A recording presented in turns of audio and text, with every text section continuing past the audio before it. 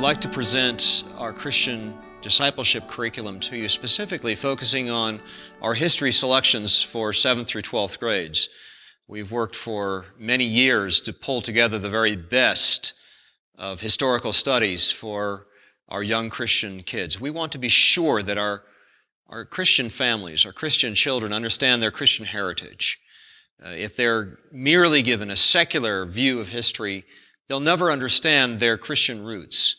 And that's one cause for apostasy, as Christian kids are raised in an environment in which they are cut off from their Christian roots in Christian history.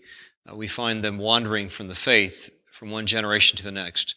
So that's why it's so important for our young folks to study the great Christian heroes in history, and that's what we've put together in the 7th grade course. It's called History's Heroes, and we feature Trial and Triumph as part of this course. It's a one-year history course for 7th graders, and we put it in the form of narrative, in the form of exciting stories, interesting stories about 46 different great heroes, great men and women of history, men and women of faith who have accomplished amazing things by faith. This is sort of like presenting a Hebrews 11 series of studies, but we're focusing on New Testament heroes, not just the Old Testament heroes. So we go all the way back to the first century of the church into the present day, and we take a look at 46 different stories of great Christian heroes throughout the history of the Christian church.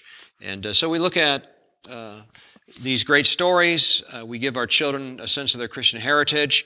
We go from the early church to the Middle Ages, on into the Reformation, post-Reformation era. Also, we address some of the greatest missionaries from the 19th century and then on into the 20th century with folks like Richard Wurmbrand, C.S. Lewis, and others. We want to be sure our children understand these great heroes that have lived before us, and they have walked the walk of faith. There's nothing we want more than to have our children walking this walk of faith as well, following the footsteps of the great Christian leaders who have gone before them.